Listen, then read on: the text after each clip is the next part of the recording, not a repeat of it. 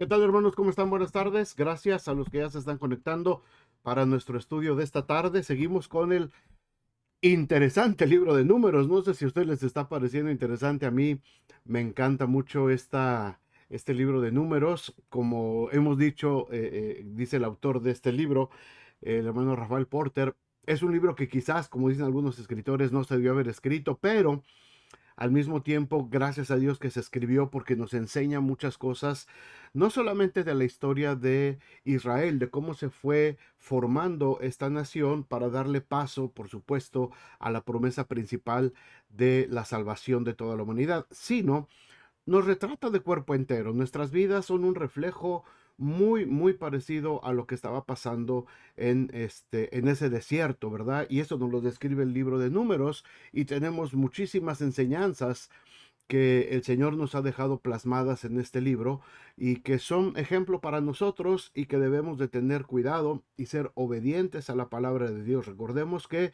el fracaso en el desierto, el fracaso de Israel en el desierto, fue a causa de dos cosas principalmente: la incredulidad y la desobediencia. Cuando somos incrédulos, cuando dudamos de lo que Dios puede hacer, cuando dudamos de la bendición de Dios, cuando dudamos de las promesas de Dios, cuando dudamos del propósito de Dios en nuestras vidas, hermanos, empezamos a vagar en un desierto interminable. Y cuando desobedecemos a Dios, entonces las consecuencias para nosotros son terribles y para nuestras siguientes generaciones.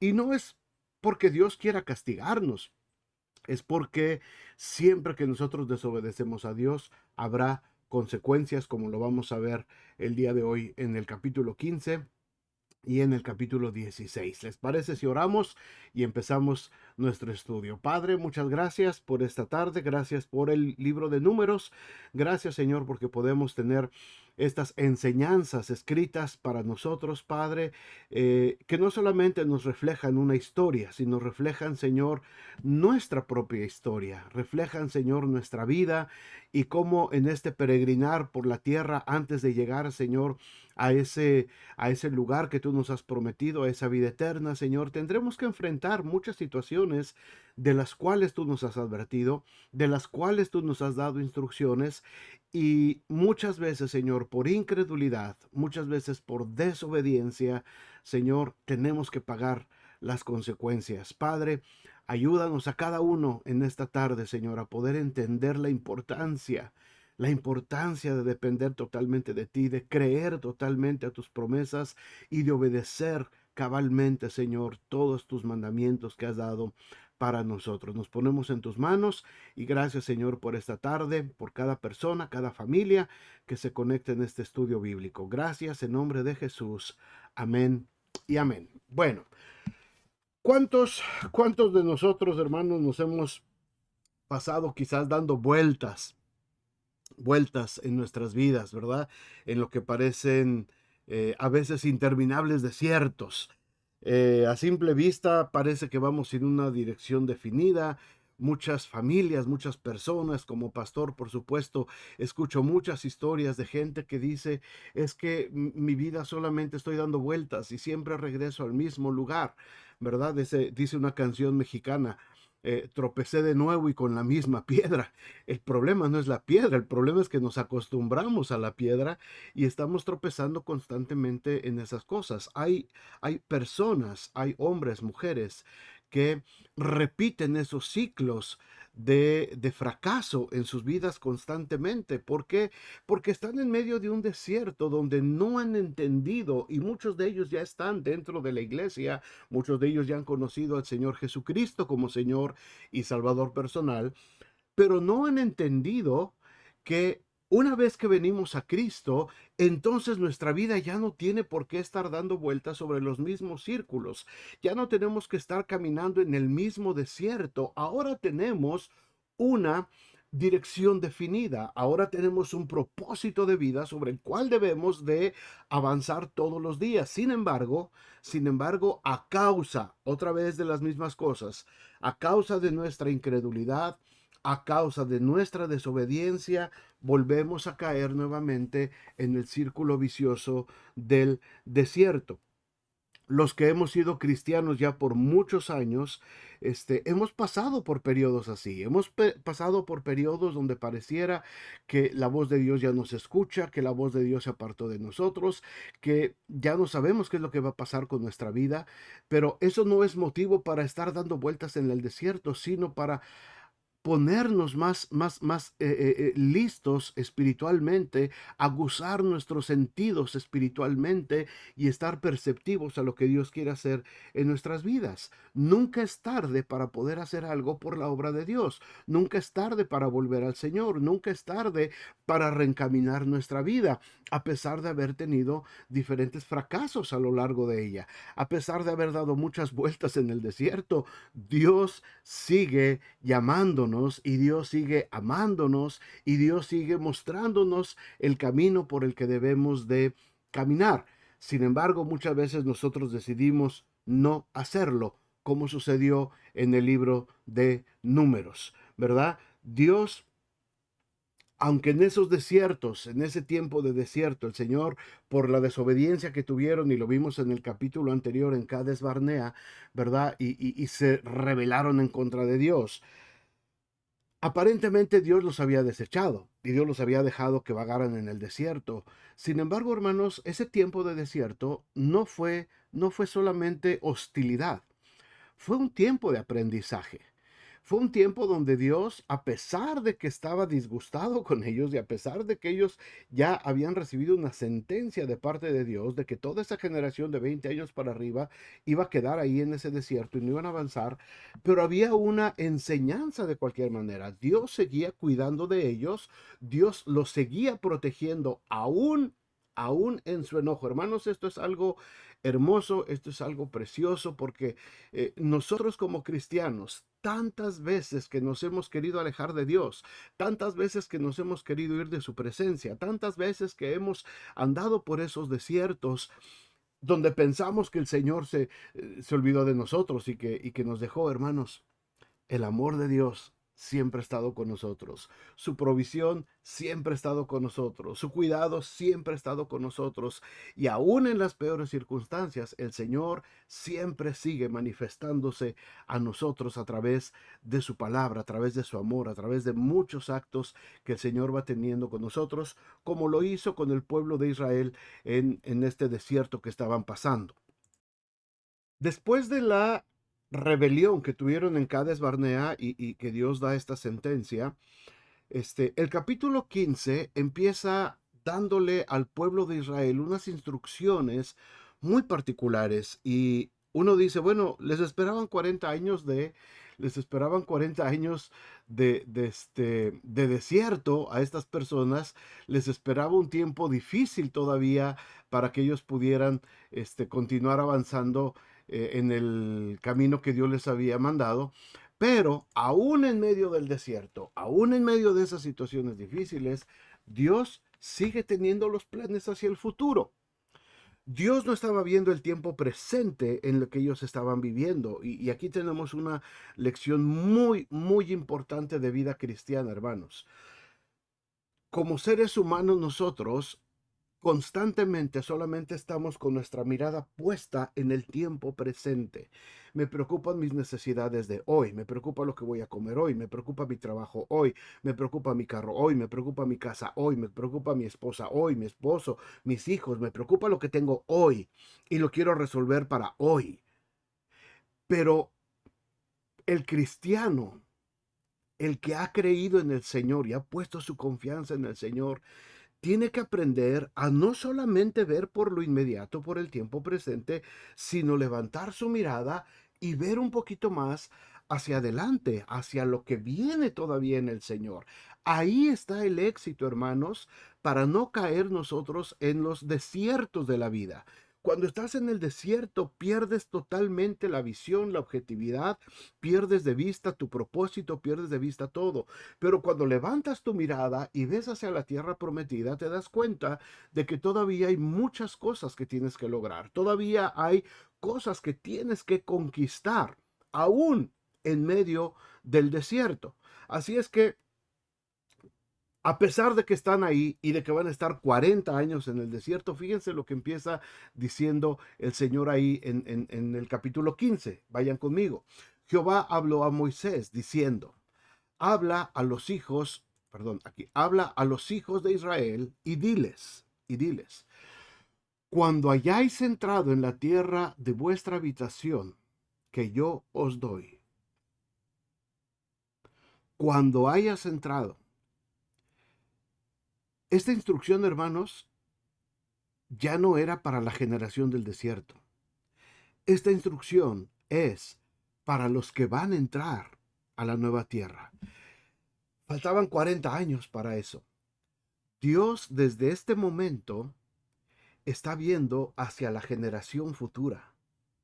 No está centrado nada más viendo lo que está pasando en este momento. Dios ya está planeando qué es lo que va a pasar con la siguiente generación. Y hermanos, aquí es donde yo he estado insistiendo y me han escuchado mucho hablar y repetir constantemente en mis enseñanzas y en la iglesia, que tenemos que tener ya en nuestra vista, hermanos, a la siguiente generación.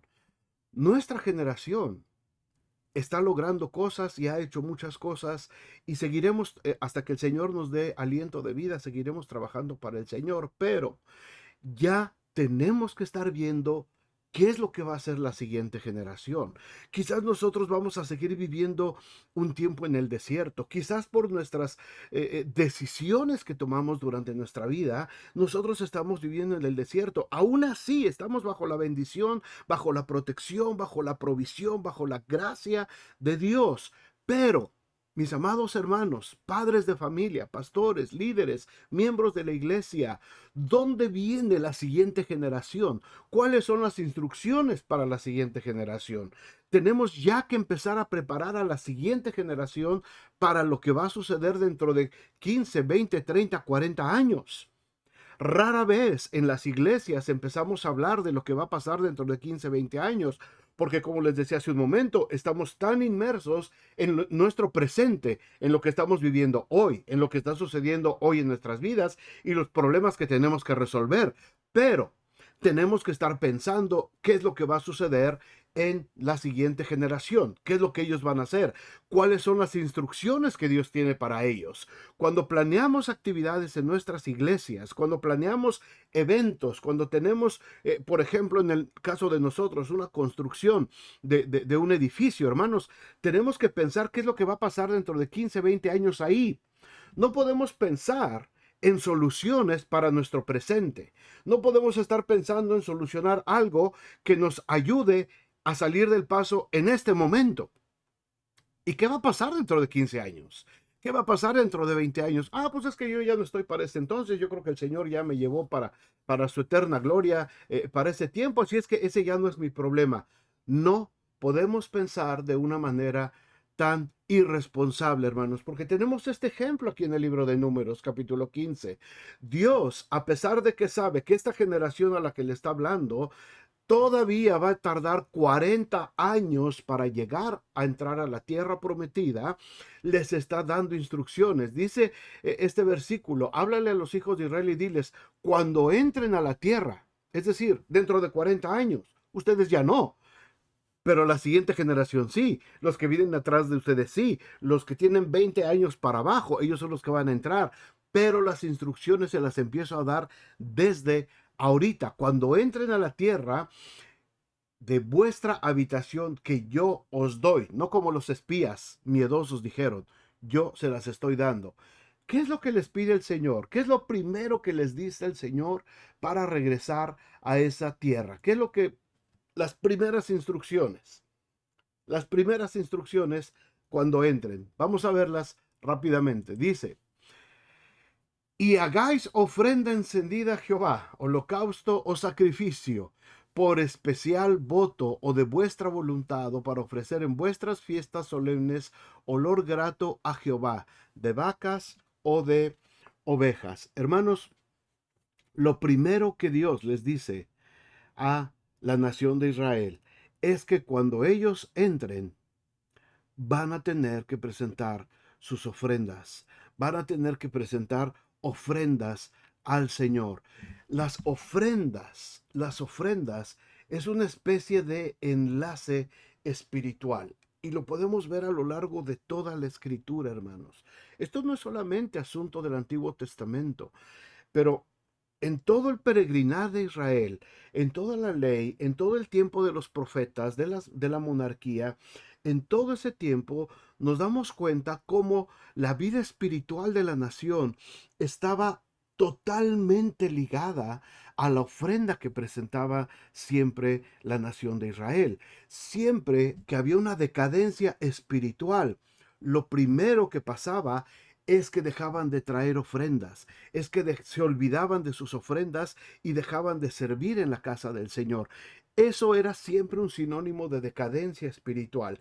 Y cuando venía un avivamiento espiritual, cuando venía un líder, cuando venía un rey, un profeta que hacía volver el corazón del pueblo hacia Dios, lo primero que se restituía, hermanos, inmediatamente eran las ofrendas, era el servicio que se le daba al Señor. Ahora, esto no quiere decir y no está relacionado, por supuesto, con el asunto de la prosperidad y con la teología diabólica de la prosperidad y que solamente la iglesia es una pedidera de dinero. No, esto tenía que ver, hermanos, con una actitud de gratitud de parte del pueblo hacia Dios, una gratitud que se expresaba a través de las ofrendas que el Señor mismo había instituido de una manera muy específica. No era nada más traer una ofrenda, no era nada más agarrar una vaca del corral, un buey, una oveja, y traerla y presentarla.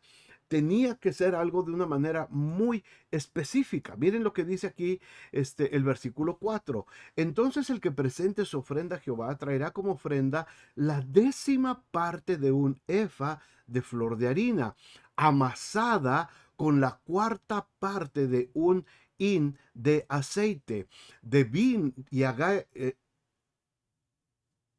perdón, 5, versículo 5. De vino para la libación ofrecerás la 4ª parte de un hin, además del holocausto o del sacrificio por cada cordero.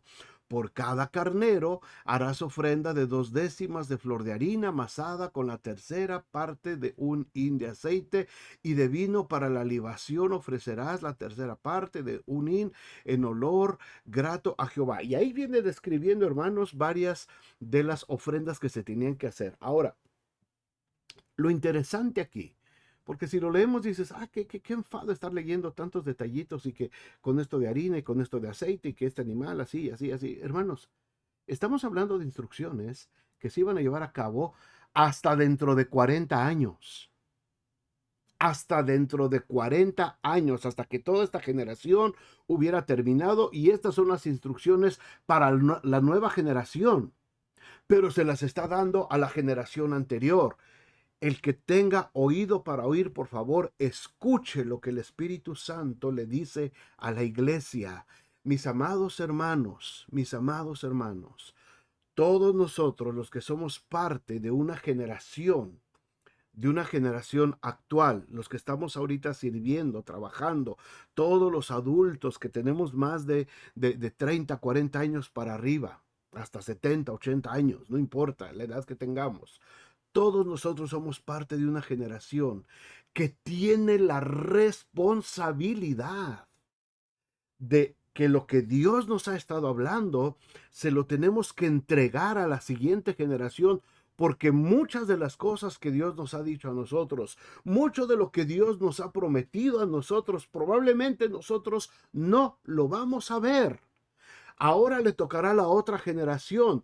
Pero 40 años antes, aquí está el Señor instruyendo a esta generación acerca de lo que va a suceder, con detalles impresionantes.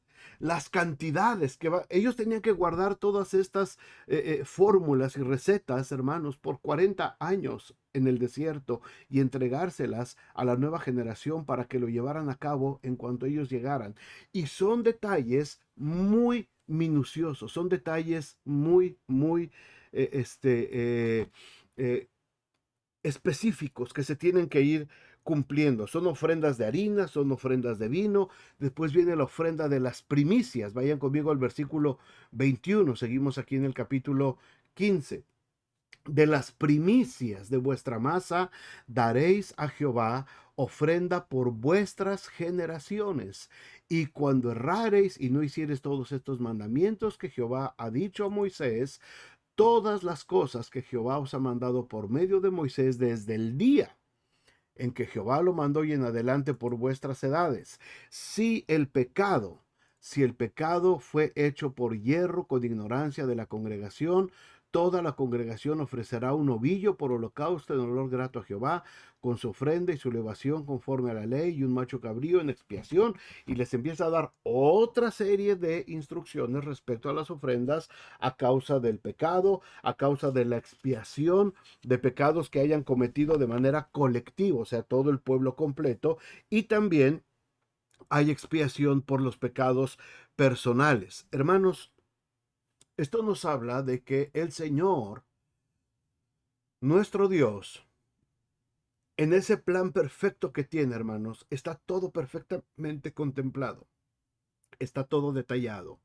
Ni un detalle se le ha escapado al Señor del propósito que tiene para nuestras generaciones.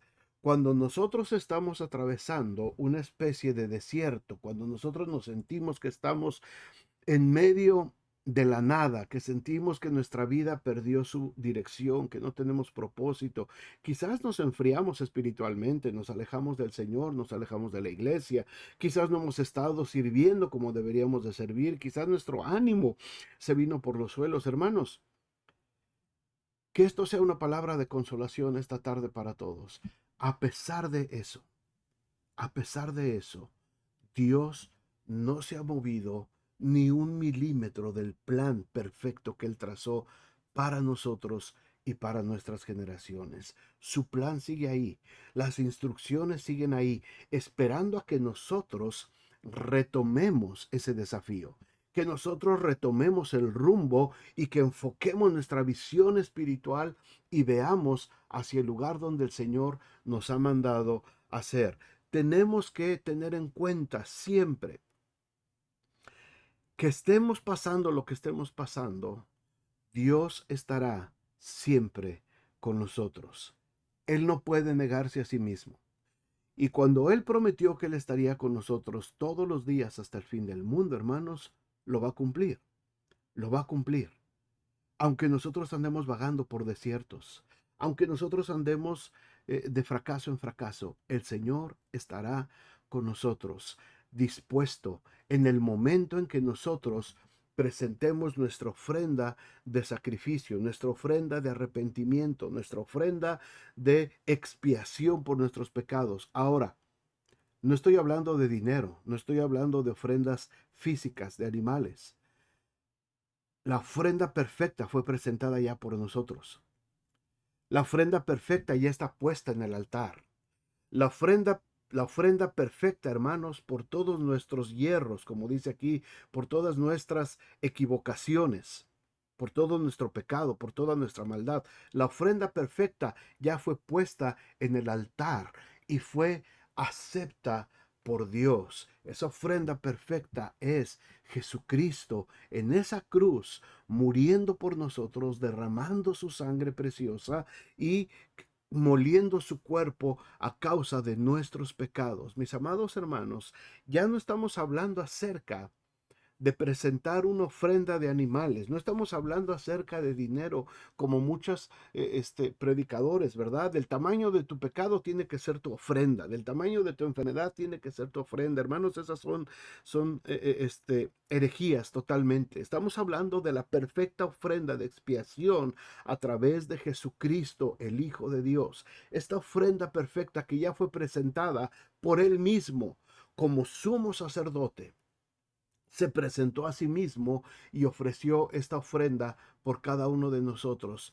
Hermanos, ¿por qué estamos en un desierto? ¿Por qué estamos atravesando desiertos cuando ya tenemos una tierra prometida delante de nosotros? Cuando ya tenemos la ofrenda perfecta delante de nosotros. Cuando ya tenemos la expiación completa delante de nosotros. Solamente es aceptarla. Solamente es venir con arrepentimiento y decir, Señor, acepto la ofrenda que tú hiciste por mi pecado. Acepto la ofrenda que tú hiciste por mis equivocaciones, por mis hierros. Y en este momento, Señor, retomo esa ofrenda, la vuelvo a presentar delante del Padre para que abogues por mí y yo pueda salir de este desierto en el que me encuentro. Hermanos, de eso se trata la vida cristiana. Se trata de arrepentimiento, se trata de reconciliación, se trata de restauración, no se trata de que sigamos constantemente viviendo de fracaso en fracaso. Tenemos que ir hacia adelante como el Señor nos los ha pedido. Y aquí está el ejemplo, hermanos. Y aquí está el ejemplo para la siguiente generación. Si nosotros logramos transmitir, hermanos, esto a nuestra siguiente generación, estaremos dentro del plan de Dios. No sabemos si Cristo viene en nuestra generación, si Cristo viene en la segunda generación de nosotros, tercera o cuarta, no lo sabemos, nadie lo sabe. Lo que sí sé, lo que sí sé como cristiano, lo que sí sé como padre de familia, lo que sí sé como pastor, es que es mi responsabilidad que la siguiente generación entienda que todo este plan, que todo este proyecto de parte de Dios sigue vigente para ellos y que ellos tendrán que presentar también sus ofrendas delante de Dios cuando les toque entrar a su tierra prometida. Ellos lo tendrán que hacer también y tendrán que entregar sus vidas a Cristo y tendrán que trabajar por el Señor y tendrán que luchar por su tierra y tendrán que labrar y tendrán que cosechar y tendrán que hacer muchas cosas porque el Señor así se los ha pedido y nos los ha pedido también a nosotros. Así es que estos versículos siguen hablando acerca de la importancia de las ofrendas y con mucho detalle.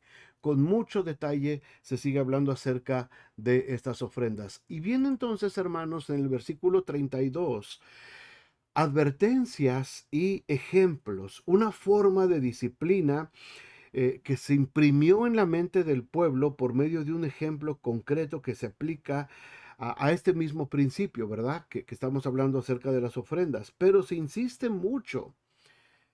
El Señor insiste mucho en la importancia que se le debe de dar a la obediencia, a obedecer lo que el Señor ha estado hablando todo el tiempo.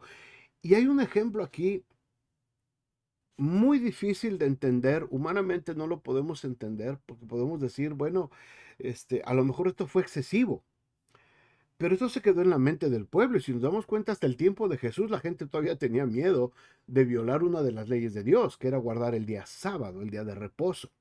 Fíjense lo que sucedió, dice el versículo 32, estando los hijos de Israel en el desierto, hallaron a un hombre que recogía leña en el día de reposo. Y los que le hallaron recogiendo leña lo trajeron a Moisés y a Aarón y a toda la congregación y lo pusieron en una cárcel, porque no estaba declarado qué se le debía hacer. No sabían cómo se iba a reprender, no sabían qué hacer, así es que mientras lo pusieron en la cárcel. Y Jehová dijo a Moisés, irremisiblemente muera aquel hombre, apedréelo toda la congregación fuera del campamento. Mucha gente malintencionada, mucha gente que no conoce todo el trasfondo bíblico y que no conoce toda la escritura, usan este tipo de versículos para criticar y decir, ¿este es tu Dios?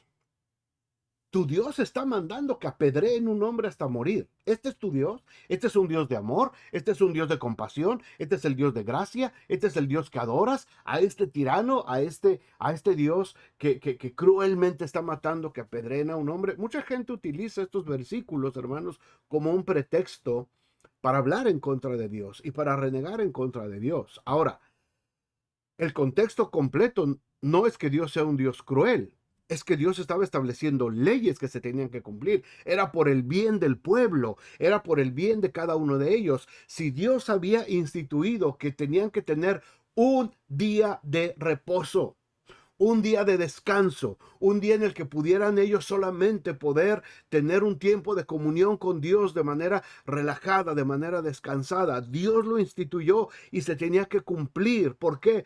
Porque es por beneficio de nosotros. No es un asunto de religiosidad. Es un asunto de cuestión de nuestro cuerpo, de la dinámica de nuestro organismo. Dios es nuestro creador. Dios es el que nos hizo. Dios sabe cómo funcionamos. Y Dios entendió desde un principio, y por eso se los dijo, de los 7 días que tiene la semana, un día tienes que descansar, tu cuerpo se tiene que regenerar, tu cuerpo tienes que darle tiempo a que descanse, no vas a hacer nada, no vas a hacer nada de trabajo. Quizás se los dijo de una manera muy exagerada, lo podemos ver nosotros, pero no, hermanos. Dios le dijo, tienes que estar en descanso. ¿Por qué? Ahora los médicos lo dicen, ahora la ciencia lo comprueba. Un cuerpo completamente en descanso por unas horas, por un día completo, es un cuerpo que se empieza a autorregenerar. Todas las células de nuestro cuerpo, de todos nuestros órganos vitales, hermanos, cuando los dejamos en reposo totalmente, un día que no estamos exigiéndoles como todos los días de la semana, ese día nuestro cuerpo empieza a tener un tiempo de autorregeneración. Por eso era el día de reposo. No es que fuera un asunto religioso solamente, no era que fuera un asunto de ofensa a Dios, era por nuestro propio bien. Y Dios les tenía que enseñar, si a estos no les pongo un castigo ejemplar, si ellos no ven algo ejemplar, no van a entender la importancia del día de reposo. Ahora, ustedes dicen, uy, este versículo está muy fuerte, este versículo, Dios, ¿cómo es posible? Díganme ustedes algo en este tiempo. ¿Conocen ustedes a alguien de esas personas que trabajan 7 días a la semana, 12, 14, 16 horas por día? Uy, no puedo dejar de trabajar. Uy, porque tengo mucho trabajo. Uy, es que me salió trabajo el domingo, el día de descanso, el día que íbamos a ir a la iglesia, me salió trabajo y no puedo dejar el trabajo porque me representa mucho dinero, mucho dinero. Tengo que estar ahí.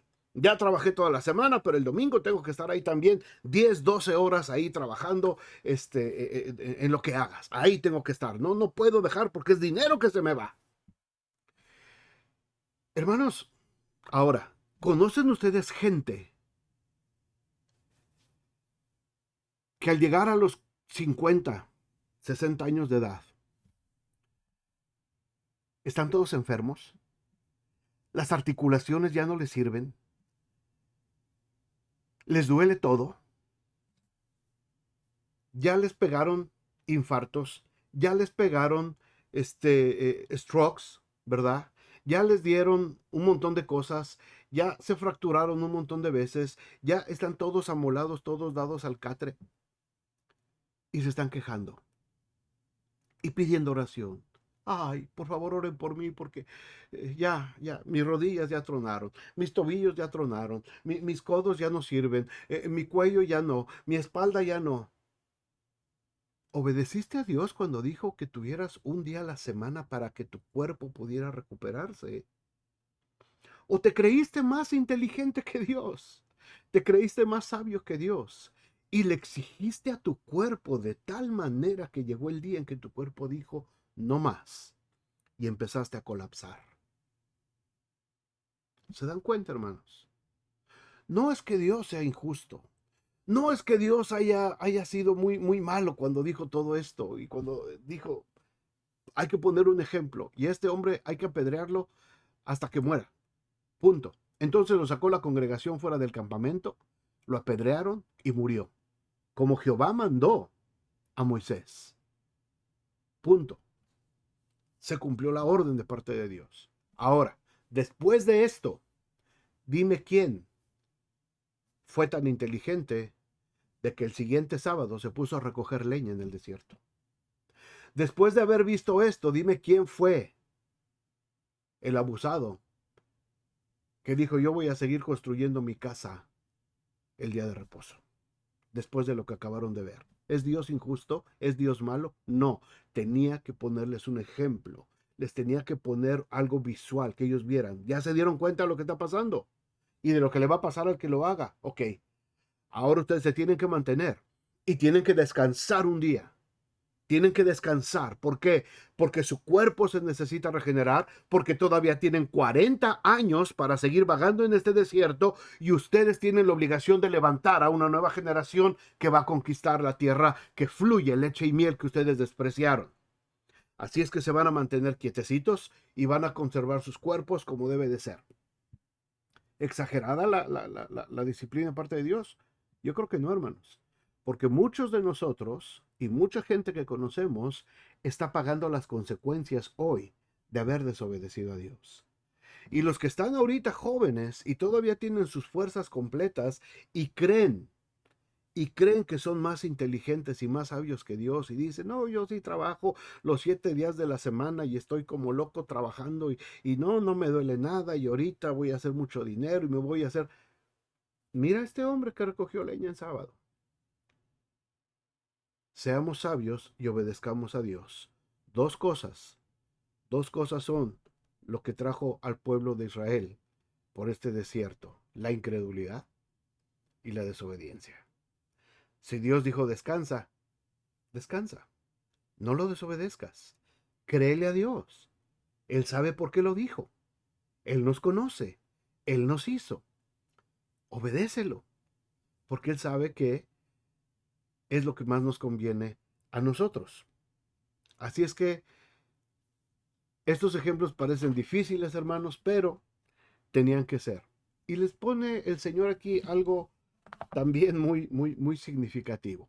Habló Jehová a Moisés diciendo, ¿verdad? Ya pasó todo lo del hombre del día de reposo y todas las ofrendas, y les dice ahora: habla a los hijos de Israel y diles que se hagan franjas en los bordes de sus vestidos por sus generaciones, y pongan en cada franja de los bordes un cordón de azul, y os servirá de franja, para que cuando lo veáis os acordéis de todos los mandamientos de Jehová, para ponerlos por obra, y no miréis en pos de vuestro corazón y de vuestros ojos, en pos de los cuales os prostituyáis, para que os acordéis y hagáis todos mis mandamientos y seáis santos a vuestro Dios. Y termina el capítulo 15 diciendo: yo Jehová vuestro Dios, que os saqué de la tierra de Egipto para ser vuestro Dios, yo Jehová vuestro Dios. Lo firma el Señor. Unas franjitas,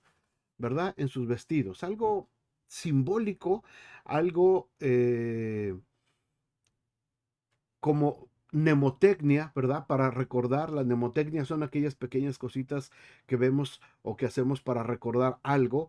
Les pone ahí un ejemplo muy curioso, ¿verdad? Cada vez que vean esas franjas, deben de acordarse lo que el Señor ha dicho y ponerlo por obra. En lugar de hacer lo que ellos deseaban, debían de realizar la voluntad de Dios y ser santos como Él. Nosotros tenemos nuestras Biblias, ¿verdad? A lo mejor ya no necesitamos ponerle franjitas a nuestra ropa alrededor, pero tenemos nuestras Biblias y esas Biblias nos recuerdan todo lo que tenemos que hacer a favor del Señor. Lo tenemos que hacer. Y el capítulo 16, hermanos, nos marca una historia terrible también. Una historia muy difícil, una historia que se recordó por todas las generaciones, y inclusive en el Nuevo Testamento se sigue recordando, hasta el libro de Apocalipsis se sigue recordando la famosa rebelión de Coré, el espíritu de Coré. ¿Qué fue este espíritu de Coré? ¿Qué fue la rebelión de Coré? Vamos a leerlo si me acompañan al siguiente capítulo en los minutos que nos quedan. Capítulo 16. Dice: Coré, hijo de Izar, hijo de Coat, hijo de Leví, Y Dotán, fíjense, era un levita, ¿eh? Coré era descendiente de Leví, era de los sacerdotes, era de la tribu sacerdotal. Y Datán y Abiram, hijos de Eliab, y On, hijo de Pelet, de los hijos de Rubén, tomaron gente. Un levita y otro grupo de rubenitas, que era el primogénito de Jacob, de Israel. Rubén era el hijo mayor, era la tribu mayor. Aunque después la primogenitura le quedó a Judá, pero Rubén era por nacimiento el mayor. Entonces, estos hombres, Datán, Abinaram, On, tres, y un levita, Coré, tomaron gente, tomaron un grupo, 250 personas. Dice, y se levantaron contra Moisés con 250 varones de los hijos de Israel, príncipes de la congregación, de los del consejo, varones de renombre. No fueron cualquier persona, no fueron cualquier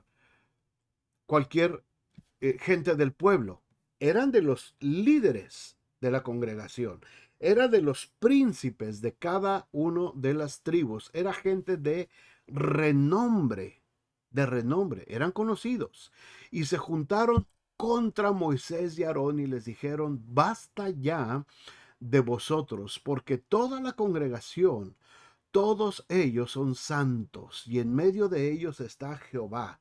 ¿Por qué pues os levantáis vosotros sobre la congregación de Jehová? Es decir, híjole, a ver si entendemos esto bien, hermanos. Más bien si lo puedo explicar yo. A ver si se los puedo explicar bien. Fíjense lo que dicen estos hombres. Fíjense el argumento. Toda la congregación, todos ellos son santos. Y en medio de ellos está el Señor. ¿Por qué ustedes son los que se levantan sobre esta congregación? Vean el argumento, hermanos, detenidamente. No está tan loco el argumento. No está tan fuera de la realidad. No está tan fuera de nuestra realidad. Hablo del tiempo de la gracia de la iglesia. En aquel entonces, en el pueblo de Israel y en todo el Antiguo Testamento, antes, escuchen esto, antes del capítulo 2 del libro de los Hechos, antes de que el Espíritu Santo fuera derramado sobre toda la congregación, antes de eso, el Espíritu de Jehová, el Espíritu Santo, no estaba de manera permanente sobre toda la gente, porque todavía no llegaba la promesa. El Espíritu Santo venía y se posaba sobre determinadas personas para ayudarles a cumplir con el propósito de liderar al pueblo. Es hasta el tiempo de la iglesia, Hechos capítulo 2, cuando el Espíritu Santo entonces sí se derrama sobre toda la congregación. Estos hombres tenían la idea y están diciendo, ¿no está el Señor?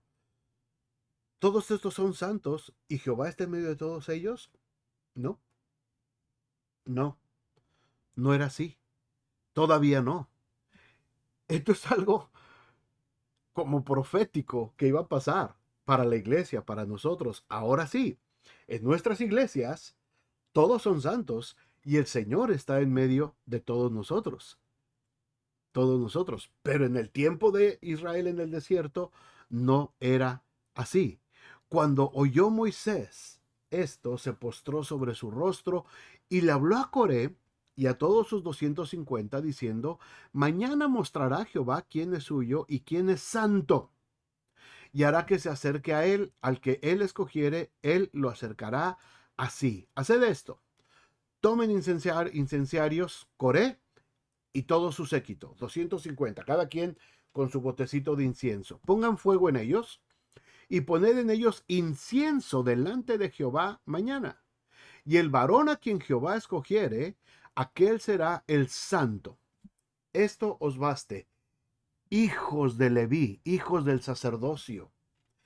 Dijo más Moisés a Coré, Oíd ahora, hijos de Leví. ¿Os es poco que el Dios de Israel os haya apartado de la congregación de Israel, acercándoos a él para que ministréis en el servicio del tabernáculo de Jehová y estéis delante de la congregación para ministrarles? O sea, ustedes ya son parte del sacerdocio, ustedes son parte que deben de estar luchando para que el pueblo pueda obedecer. ¿Y qué te hizo acercar a ti y a todos tus hermanos, los hijos de Leví, contigo? ¿Procuráis también el sacerdocio? Por tanto, tú y todo tu séquito sois los que os juntáis contra Jehová, pues Aarón, ¿qué es para que contra él murmuréis? Y envió Moisés llamar a Datán y a Abiram, hijos de Eliab, mas ellos respondieron: no vamos a ir. Una rebeldía total. Moisés los llamó. A ver, Coré, ¿quién está contigo? Pues están también Datán y Abiram. Tráelos. Vengan para acá. No quisieron venir. No quisieron venir. Es poco que nos hayáis hecho venir a una tierra que destila leche y miel para hacernos morir en el desierto, sino que también te enseñorees de nosotros imperiosamente. Ni tampoco nos has metido tú en una tierra que fluya leche y miel, ni nos has dado heredades en tierras y viñas. Sacarás los ojos de estos hombres, no subiremos. Entonces Moisés se enojó en gran manera y dijo a Jehová: no mires por favor su ofrenda, ni aun un asno he tomado de ellos, ni a ninguno de ellos le he hecho mal. Después dijo Moisés a Coré: tú y todo tu séquito, poneos mañana delante de Jehová, tú y ellos y Aarón, que era el sacerdote. Moisés era el líder, Aarón era el sacerdote. Y tomad cada uno su incenciario y poned incienso en ellos y acercaos delante de Jehová, cada uno con su incenciario, 250 incenciarios. Tú también y Aarón, cada uno con su incienso. Y tomó cada uno su incensario y pusieron en ellos fuego y echaron en ellos incienso y se pusieron a la puerta del tabernáculo de reunión con Moisés y con Aarón. Ya Coré había hecho juntar contra ellos toda la congregación a la puerta del tabernáculo de reunión. Entonces la gloria de Jehová apareció a toda la congregación. Y Jehová habló a Moisés y a Aarón diciendo: apartaos de entre esta congregación, porque los voy a consumir en un momento. Ellos se postraron sobre sus rostros, nuevamente Moisés y Aarón intercediendo. Dios de los espíritus de toda carne, ¿no es solamente Coré, un hombre, el que pecó? ¿Por qué te enojas contra toda la congregación? Entonces Jehová habló a Moisés diciendo: habla a la congregación y diles: apártense de alrededor de la tienda de Coré, de Datán y de Abiram, que no quisieron venir. Entonces Moisés se levantó y fue a Datán y a Abiram, y a los ancianos de Israel fueron en pos de él, y habló a la congregación diciendo: apartaos ahora de las tiendas de estos hombres impíos, y no toquéis ninguna cosa suya, para que no perezcáis en todos sus pecados. Y se apartaron de las tiendas de Coré, de Datán y de Abiram en derredor, y Datán y Abiram salieron y se pusieron a las puertas de sus tiendas. Ay, hermanos, con sus mujeres, sus hijos y sus pequeñitos, sus bebés. Hermanos, nuestra obstinación, nuestra incredulidad, nuestra desobediencia siempre va a arrastrar detrás de nosotros a nuestras familias. Ojalá lo podamos entender. Ojalá lo podamos escuchar en este momento. Ojalá podamos prestar oídos a lo que la palabra de Dios está diciendo. Esto no es una historia solamente. No es la historia de lo que pasó con Israel en el desierto, hermanos. Es nuestra historia. Es nuestra vida.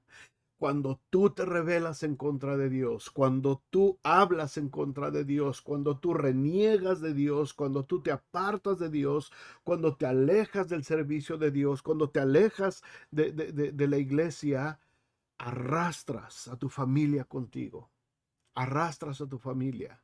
Estos hombres salieron y se pusieron delante de su tienda con sus mujeres, con sus hijos y con sus pequeñuelos. Y dijo Moisés: en esto conoceráis que Jehová me ha enviado para que hiciese todas estas cosas, y que no las hice de mi propia voluntad. si como mueren todos los hombres murieron estos, o si ellos al ser visitados siguen la suerte de todos los hombres, Jehová no me envió. Mas si Jehová hiciere algo nuevo y la tierra abriere su boca y los tragare con todas sus cosas y descendieren vivos al Seol, entonces conoceréis que estos hombres irritaron a Jehová. Y aconteció que cuando cesó él de hablar todas estas palabras, se abrió la tierra que estaba debajo de ellos. Abrió la tierra su boca y los tragó a ellos, a sus casas, a todos los hombres de Coré y a todos sus bienes. Y ellos, con todo lo que tenían, descendieron vivos al Seol y los cubrió la tierra y perecieron de en medio de la congregación. Y todo Israel, los que estaban en derredor de ellos, huyeron al grito de ellos porque decían, no nos trague también la tierra. También salió fuego de delante de Jehová y consumió a los 250 hombres que estaban con su inciencito delante del tabernáculo de Jehová, que el Señor les había dicho que nadie podía ofrecer incienso, solamente Aarón. Entonces habló Jehová a Moisés diciendo, di a Eleazar, hijo del sacerdote Aarón, que tome esos incensarios de en medio del incendio y derrame más allá el fuego, porque son santificados. Y los incensarios de estos que pecaron contra sus almas, y harán de ellos planchas batidas para cubrir el altar, por cuanto ofrecieron con ellos delante de Jehová, son santificados y serán como señal a los hijos de Israel. Hermanos, esta fue una historia, es una historia espantosa, es una historia triste, es una historia que nos debe provocar vergüenza, porque como les dije, muchos de nosotros, hermanos, también estamos en esa situación. Muchos de nosotros constantemente también estamos tentando al Señor y renegando del Señor y buscando qué hacer en contra del Señor. Quizás no de manera consciente o a propósito, pero nuestras acciones así lo indican. Ahora, déjenme decirles esto. Estos pasajes también han sido mal usados, mal empleados por muchos líderes cristianos para manipular también a las congregaciones. Y esto abunda, hermanos, esto existe todavía. Y se ve en sectas y se ve en muchos grupos cristianos, pastores evangélicos lo llegan a practicar. Este tipo de liderazgo abusivo, un liderazgo tipo cacique, ¿verdad? Donde el pastor, donde el líder de la iglesia es la autoridad máxima y nadie tiene derecho a estar en contra de lo que el pastor opine o lo que el pastor indique, ¿verdad? Aquel que está en contra mía automáticamente está en rebelión y es expulsado de la iglesia. Y muchos pastores cayeron en este tipo de liderazgo abusivo, de un liderazgo cacical. ¿Por qué? Porque no entendieron que esto no era un asunto donde Dios le había dado plena autoridad a Moisés solamente para que él hiciera lo que quisiera. Moisés estaba obedeciendo todo lo que el Señor le decía y Dios lo había puesto a él para dirigir la labor del pueblo, no para que él enseñoreara. Por eso dice Moisés, ni siquiera un burro yo he tomado de ellos. Yo solamente estoy haciendo lo que el Señor me mandó decir. Yo solamente estoy hablándoles lo que Dios va diciendo. Ustedes deciden si obedecen o no obedecen. Pero Moisés no era el dueño de la congregación. Moisés no era el líder pleno y absoluto, el dictador que tenía que decir lo que se tenía que hacer y lo tenía que obedecer ciegamente, hermanos. Ese tipo de liderazgos enfermizos los tenemos que rechazar abiertamente en nuestras iglesias. Los pastores, los líderes, hemos sido puestos para guiar al pueblo en una visión, pero no para ser dueños de ellos. Nosotros no somos dueños de sus vidas, nosotros no somos dueños de sus propiedades. Yo no soy dueño de las cosas que cada uno de la iglesia le pertenece. Nosotros no tenemos el derecho de estar diciendo, dame tu casa, dame tu carro. Hermanos, yo he escuchado esto tantísimas veces en mi vida de pastores, ¿verdad? Es que el Señor me dijo que me dieras tu carro. Y mucha gente por ignorancia, ay, sí, pastor, gloria a Dios, acá está mi carro. Hermanos, así no es, así no funciona. El liderazgo, y el apóstol Pedro lo enfatiza mucho, dice que cuidemos la grey del Señor que ha sido puesta en nosotros. Dice apacentad, es decir, alimenten, no como teniendo señorío sobre ellos, es decir, no como teniendo ser dueños de ellos. Los pastores no somos dueños de nada, no somos dueños de nadie, no somos nadie para decirle a cada quien quererle controlar su vida, hermanos. Esto es algo que ha hecho mucho daño en el cuerpo de Cristo en este tiempo que estoy hablando ahorita. Y era de lo que estos hombres en el tiempo de Coré se quejaban, ¿verdad? Ellos quisieron ver que Moisés era un líder autoritario y no. Dios había puesto a Moisés solamente para que él les dijera lo que tenían que hacer y cómo tenían ellos que conducirse para llegar a la tierra prometida.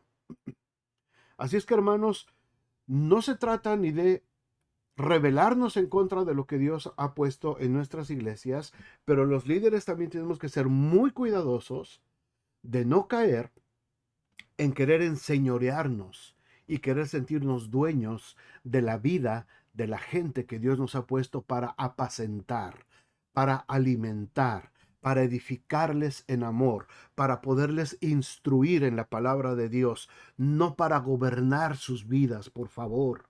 Por favor, cristianos, ningún pastor tiene derecho de gobernar sus vidas. Ningún líder cristiano tiene derecho a tratar de gobernar o interrumpir sus vidas.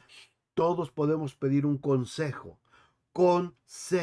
de acuerdo a la palabra de Dios, de acuerdo a la experiencia de vida de nuestros líderes, de nuestros pastores. Pedimos un consejo, pero ahora sí, estamos en el tiempo de la gracia y el Espíritu Santo está sobre todos nosotros, como ellos pretendían, estos hombres de Coré pretendían. Y yo por eso ahora, cuando doy un consejo, le digo a la gente, esto es lo que yo veo en la palabra de Dios y en base a mi experiencia de vida cristiana, yo te recomiendo esto, pero la decisión es tuya. Toma tu decisión. Yo no te voy a decir lo que tienes que hacer.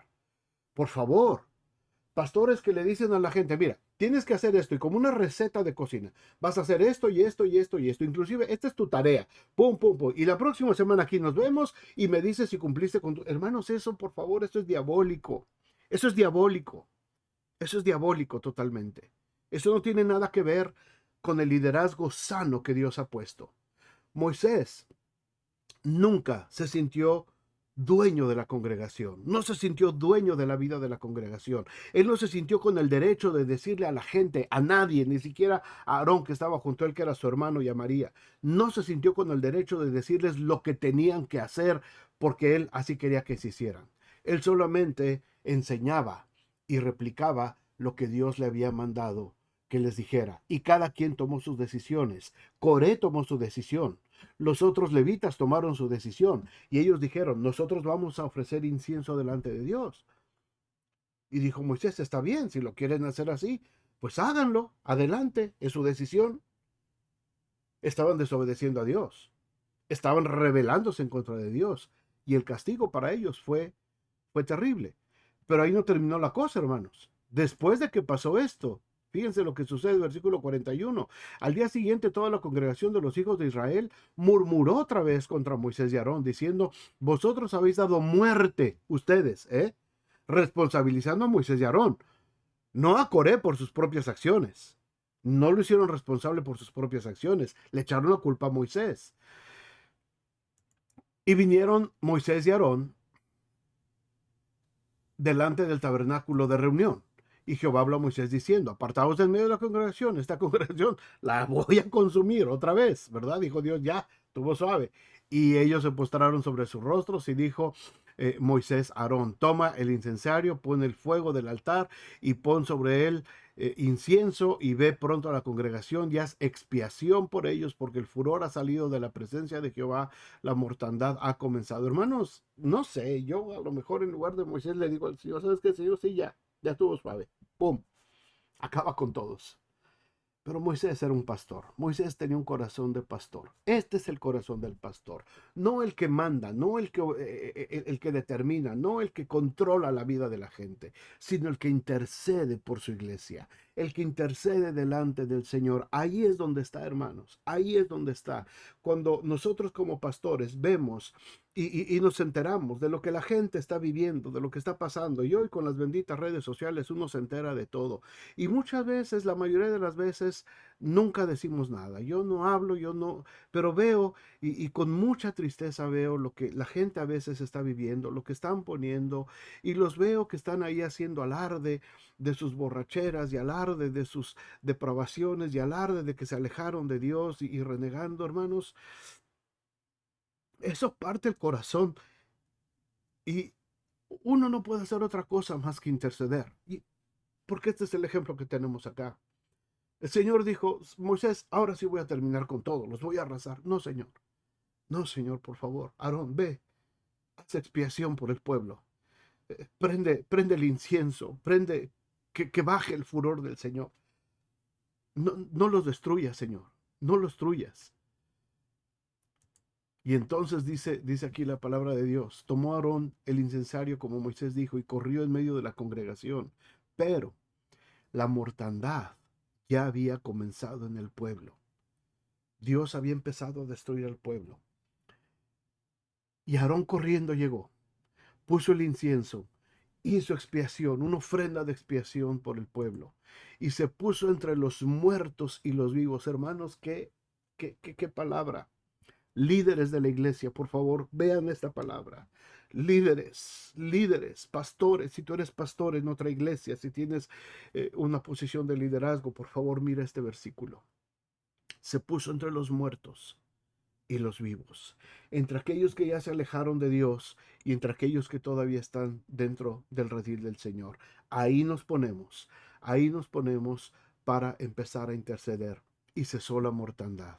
Y los que murieron en aquella mortandad fueron 14,700 más los 250 de Coré y todas sus familias.